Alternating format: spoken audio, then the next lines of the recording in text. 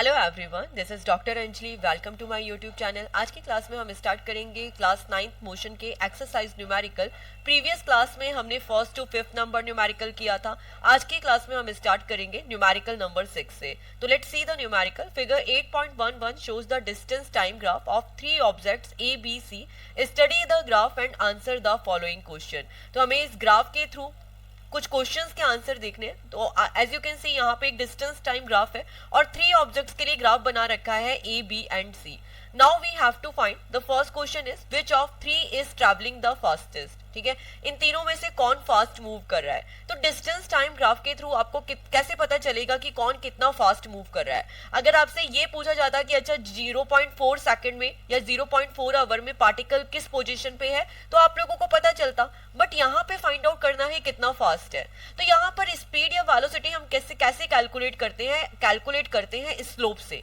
अब स्लोप कैसे find out करते हैं, ठीक है। अगर आप लोगों के सिलेबस में अभी तक इस क्लास 9 का स्लोप वाला टॉपिक नहीं आया है तो देखिए बेस के साथ जो एंगल बन रहा है, जैसे मान लीजिए यहाँ पे 2 फिगर बना रखे हैं मैंने, तो एक एंगल ये है, एक एंगल ये है। तो आप एज यू कैन सी ये इस एंगल की कंपैरेटिवली ये एंगल ज्यादा है, this is A this is B. Okay, तो थीटा किसका ज्यादा है, थीटा बी का ज्यादा है, तो बी का स्लोप ज्यादा होगा कंपैरेटिवली ए के। तो इस तरीके से हमें क्या करना होता है, स्लोप फाइंड आउट करना होता है। अब हम यहाँ पर ए बी सी में से कैसे स्लोप फाइंड आउट करेंगे, तो सबसे पहले ये ग्राफ को थोड़ा सा यहाँ पे एक स्क्रीन पे ले लिया ताकि आप लोगों को क्लियरली दिखाई दे जाए। तो as you can see this is the एक एक को लेते हैं एंड देन हम यहाँ पे लेट्स सी किसका स्लोप ज्यादा है। तो सबसे पहले अगर हम इस लाइन को देखते हैं, इस बी वाली लाइन को, तो ये स्टार्ट हो रही है 0 से, तो ये इसने 0 से बेस के साथ बनाया थीटा। इसके बाद हम सेकंड पे आते हैं, ठीक है। तो ये जो बी वाली लाइन है ये हो गई लाइन बी की। इसके बाद हम सेकंड इंक यूज करते हैं ताकि इसका कंपैरिजन इजीली हो जाए और आपको स्क्रीन पे क्लियरली दिख जाए। अब इसके बाद अगर आपने ये वाली लाइन देखी जो येलो कलर से हम लोग यूज कर रहे हैं, तो this is the A. Okay, तो ये लाइन हो गई ए की। अब अगर ए बेस से कितना एंगल बना रही है, दिस इज थीटा, तो यहाँ पर थीटा है, एक थीटा ये है। तो अगर हम यहाँ पर ए और बी को कंपेयर करें तो directly we can see B का स्लोप ज्यादा है क्योंकि बी लार्जर एंगल बना रहा है कंपैरेटिवली ए के। इसके बाद हमें लास्ट बचा हुआ है सी। अब सी को देखते हैं, तो ये रही सी की लाइन। तो सी भी 0 से स्टार्ट नहीं हो रही है, केवल बी है वही 0 से स्टार्ट हो रहा है, बाकी 0 से नहीं स्टार्ट हो गए, कुछ ऊपर से स्टार्ट हो रहे हैं। तो अगर आप ये सी को देखते हो बेस से, तो अगर यहाँ पे हम बी और सी का कंपैरिजन करें तो अगेन वी फाइंड कि बी का एंगल लार्ज बन रहा है, ठीक है। बी ज्यादा एंगल बना रहा है कंपैरेटिवली ए एंड सी के। तो व्हाट वी कैन सी कि जो बी है, बी का स्लोप सबसे ज्यादा है, तो दैट मींस बी है, बी क्या कर रहा है, सबसे फास्ट स्पीड से ट्रैवल कर रहा है। तो इस क्वेश्चन का आंसर क्या होगा, which of 3 is travelling the fastest. B जो है सबसे फास्ट ट्रैवल कर रहा है, slope of B is greatest, ठीक है। इसलिए बी क्या है, सबसे फास्ट स्पीड से ट्रैवल कर रहा है। The next question is all 3 ever at the same point on the road. इस क्वेश्चन में क्या पूछा है बी वाले पार्ट में कि क्या तीनों की तीनों एक ही पॉइंट पे कभी मिले हैं। तो देखिए इसको कैसे फाइंड आउट करेंगे, तीनों की तीनों अगर एक ही पॉइंट पे मिले होंगे तो तीनों की तीनों इंटरसेक्ट करेंगे एक साथ में, ठीक है। यहाँ पर अगर इस पॉइंट पे देखें तो ऑफकोर्स इंटरसेक्शन हो रहा है, लेकिन किसका हो रहा है, ए एंड सी का। ओके, यहाँ पर देखें ये भी इंटरसेक्शन पॉइंट है, ये किसका है, बी और ए का। यहाँ पर देखें किसका इंटरसेक्शन है, बी और सी का।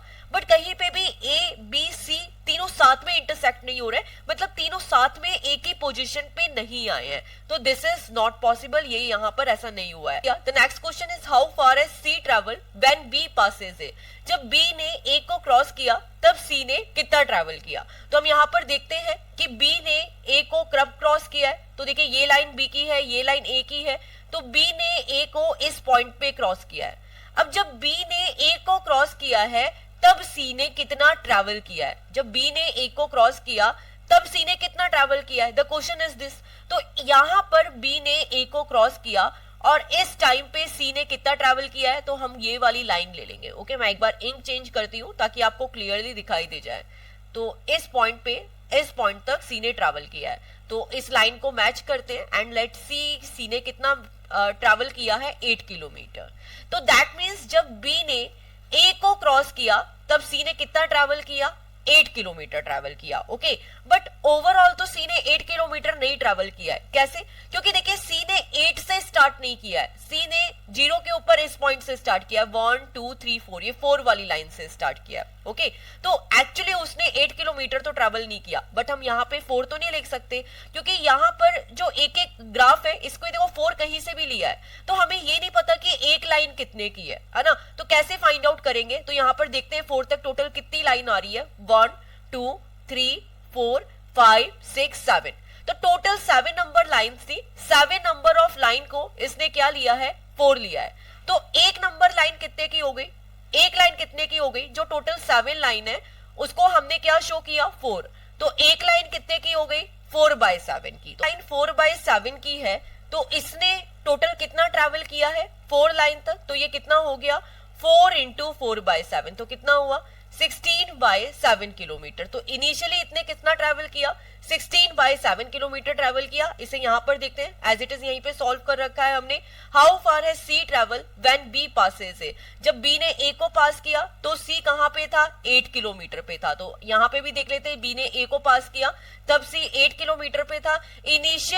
इनिशियली सी ने कितना ट्रैवल किया, 16/7। कैसे ट्रैवल किया, क्योंकि यहाँ पे जो 7 लाइंस थी उसको क्या डिनोट किया है, 4 डिनोट किया है। ओके, तो एक लाइन कितने की हो गई, 4/7 की। एक लाइन कितने की हो गई, 4/7 की। इनिशियली एक इधर है, 4 पे है, तो हमने इसको 4 से मल्टीप्लाई किया, तो इनिशियली इसने कितना ट्रैवल किया है, 16/7 किलोमीटर ट्रैवल किया है। ओके, अब देखेंगे कि इसने टोटल कितना ट्रैवल किया, तो 8 - 16/7 कर देंगे। ओके, तो यहां से 8 - 16/7 किया, तो ये कितना हो गया, 40/7। The question is just like that कि मान लीजिए कि आपने पहले 7 पे, बाद में 7 में थे और पहले 6 में थे, तो मैं बोलूंगी आपने कितना ट्रैवल किया, तो आप 7 - 6 कर दोगे, कितना आ जाएगा, 1 kilometre. This is the same kind of question. सबसे पहले हमने इसको कैलकुलेट किया कि एग्जैक्टली यहाँ पर एक लाइन कितने की थी, तो एक लाइन कितने की मिली, 4/7 किलोमीटर की। क्यों? क्योंकि यहाँ पे टोटल 7 लाइंस को इसने 4 दिया था। ओके, तो टोटल 4 नंबर कितने का हो गया, 4 इंटू 4, 16/7। अब इसने टोटल कितना ट्रैवल किया है, तो 16/7, 8 में से माइनस कर दिया, तो आपको आंसर मिल गया 40/7 किलोमीटर। इस तरीके से इस क्वेश्चन को सॉल्व करना था। अब हम आते हैं लास्ट पार्ट पे, how far has B travel by the time it passes C. अब क्वेश्चन में क्या है कि जब बी ने सी को पास किया है, ओके, तब तक बी कितना ट्रैवल कर चुका है, जब बी ने सी को क्रॉस किया तब तक बी कितना ट्रैवल कर चुका है। तो लेट्स सी यहाँ पे जब बी ने सी को क्रॉस किया, तो as you can see B ने सी को कब क्रॉस किया, this is the B, this is the C, यहाँ पे क्रॉस किया है। ओके, तो जब बी ने सी को यहाँ पे इस लाइन पे क्रॉस किया है, तो ये कौन सी लाइन है, एज यू कैन सी यहाँ पे जितने नंबर ऑफ लाइन है उसको ले लेते हैं। तो सबसे पहले हम कैलकुलेट करते हैं, 1 2 3 4 5 6 7 8 9, तो ये कौन सी नंबर लाइन है, 9 नंबर लाइन है। एज यू कैन सी इस पॉइंट पे बी ने सी को क्रॉस किया, तो ये 9 नंबर ऑफ लाइन है। ओके, एक लाइन कितने की है, 4/7 की है, तो 9 में से 4/7 का मल्टीप्लाई कर देंगे। जब बी ने सी को पास किया, बी किस पोजीशन पे है, 9 पे है, और इसमें एक लाइन 4/7 की है, तो 4/7 का मल्टीप्लाई किया, कितना आया, 9 4 जा 36, 36/7। तो इस तरीके से इस क्वेश्चन को सॉल्व करना था। अब हम आते हैं 7th नंबर क्वेश्चन पे। A ball is gently dropped from a height of 20 metre. हमने क्या ली, एक बॉल ली और उसे ऊपर से नीचे फेंका। अब देखिए बेटा, जैसे ही कोई बॉल को ऊपर से नीचे फेंकेंगे, तो ये किसका केस है, फ्री फॉल का केस है। कोई भी चीज ऊपर से नीचे फेंकी जाती है तो इनिशियल वेलोसिटी क्या हो गई, 0 हो गई, फाइनल वेलोसिटी ऑफ कोर्स कुछ ना कुछ होगी। अब आगे डेटा क्या गिवन है, किस हाइट से फेंका है, 20 मीटर की हाइट से फेंका है। If its velocity increases uniformly at the rate of 10 metre per second square.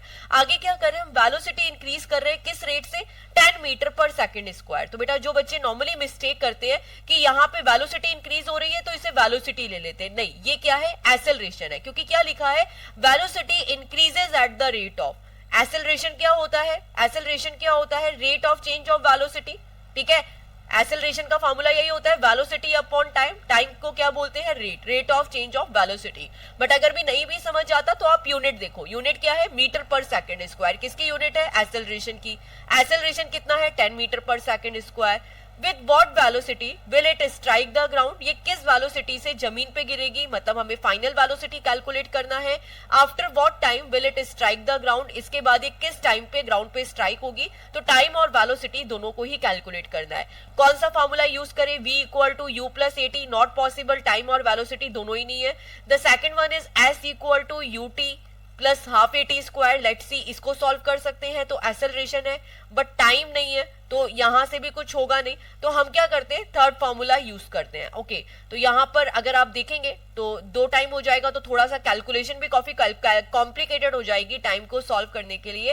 Then we will use third one, v square minus u square equal to 2as, इससे इजीली वे में calculate हो जाएगा। क्या calculate हो जाएगा, फाइनल वेलोसिटी, क्यों, क्योंकि हमारे पास u क्या है, 0 है, 2 एक्सेलरेशन हमें गिवन है 10 और डिस्टेंस भी हमें गिवन है 20 मीटर, तो इस फॉर्मूले से इसको सॉल्व कर सकते हैं।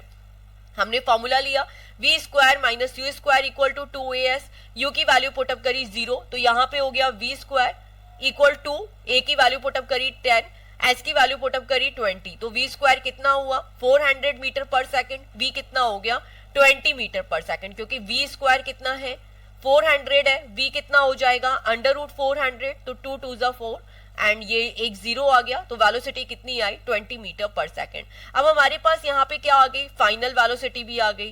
ठीक है, अब हमें कैलकुलेट क्या करना है, टाइम कैलकुलेट करना है। फर्स्ट इक्वेशन से ही कैलकुलेट हो जाएगा, v भी है, u भी है, a भी है, टाइम आप लोग इजिली कैलकुलेट कर सकते हो। v equal to u plus a t, v की वैल्यू पुटअप करी 20, u इज 0 प्लस एक्सेलरेशन क्या है 10, टाइम इधर रखा t, यही कैलकुलेट करना है, 20 इक्वल टू 10t, टाइम कितना हुआ 20 बाई 10, तो ये 0 से 0 कैंसिल आउट हुआ, टाइम की वैल्यू कितनी मिली 2 सेकंड, तो यहाँ पे हमने velocity 20 metre per second calculate कर ली एंड टाइम 2 सेकंड कैलकुलेट कर लिया। अब हम आते हैं 8 नंबर क्वेश्चन पे, तो इस क्वेश्चन के अकॉर्डिंगली यहाँ पर as you can see the speed time graph for a car is shown. ठीक है, यहाँ पे एक स्पीड टाइम ग्राफ गिवन है, find how far does the car travel in first 4 second.